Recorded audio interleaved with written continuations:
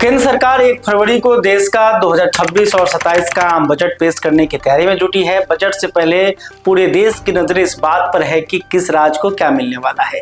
लेकिन इसी बीच बिहार में एक और मुद्दा चर्चा का विषय बन गया है और वो है बिहार का सीडी रेशियो। वित्त वर्ष 2024-25 के आंकड़ों के अनुसार बिहार का सीडी रेशियो करीब 58% के आसपास है। यह आंकड़ा न सिर्फ विकसित राज्यों से बहुत पीछे है बल्कि देश के राष्ट्रीय औसत से भी काफी कम है। राष्ट्रीय स्तर पर सीडी रेशियो करीब 82% के आसपास है, जबकि बिहार इससे लगभग 22% पीछे चल रहा है। बिहार में एनडीए की सरकार बनने के बाद मुख्यमंत्री नीतीश कुमार लगातार यह कहते रहे हैं कि वे बिहार को देश के विकसित राज्यों की कतार में खड़ा करना चाहते हैं। लेकिन चाहे प्रति व्यक्ति आय की बात हो या फिर सीडी रेशियो का आंकड़ा, बिहार आज भी विकसित राज्यों से काफी पीछे नजर आता है। यहाँ तक कि राष्ट्रीय औसत तक भी बिहार नहीं पहुंच पाया है। दरअसल सीडी रेशियो को सरकार और अर्थशास्त्री किसी भी राज्य की आर्थिक ताकत का पैमाना मानते हैं। इससे यह पता चलता है कि बैंकों में जमा पैसा उसी राज्य में कितना निवेश हो रहा है।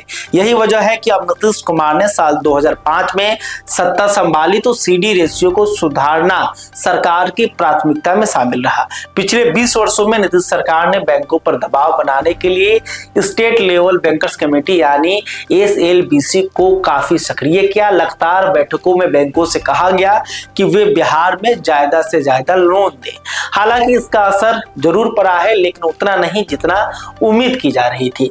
पिछले 5 वर्षों की बात करें तो बिहार के सीडी रेशियो में करीब 15% की बढ़ोतरी हुई है। मार्च 2020 में यह 43% था, मार्च 2021 में बढ़कर 46% हुआ, मार्च 2022 में यह 52% के करीब पहुंचा, मार्च 2023 में 55%, मार्च 2024 में करीब 58% और मार्च 2025 में यह 59% के आसपास पहुंचा। इसके बावजूद बिहार आज भी राष्ट्रीय औसत के काफी पीछे है।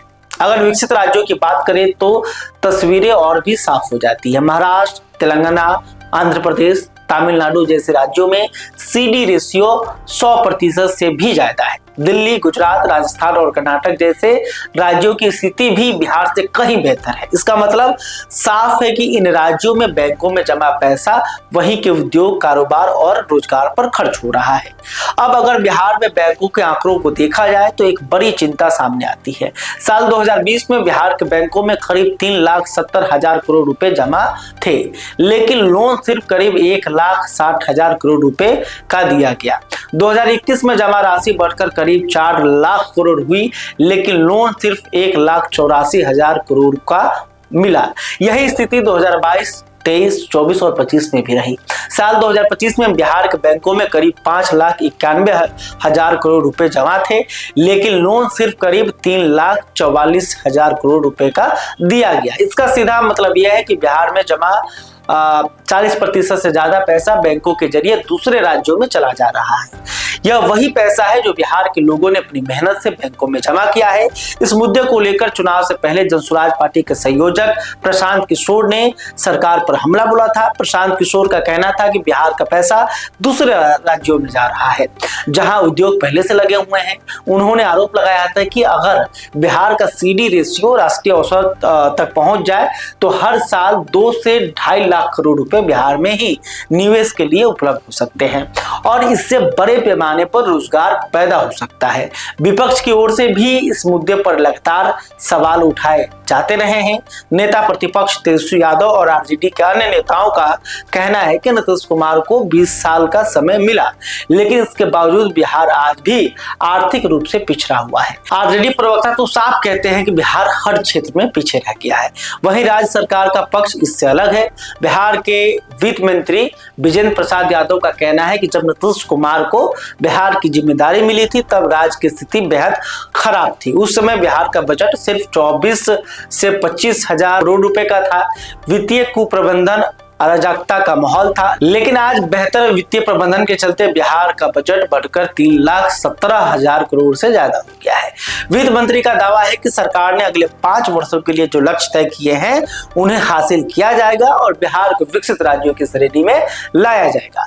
अब अगर प्रति व्यक्ति आय की बात करें तो जहां भी बिहार पीछे है। बिहार के प्रति व्यक्ति आय करीब 67,000 रुपए के आसपास बताई जाती है।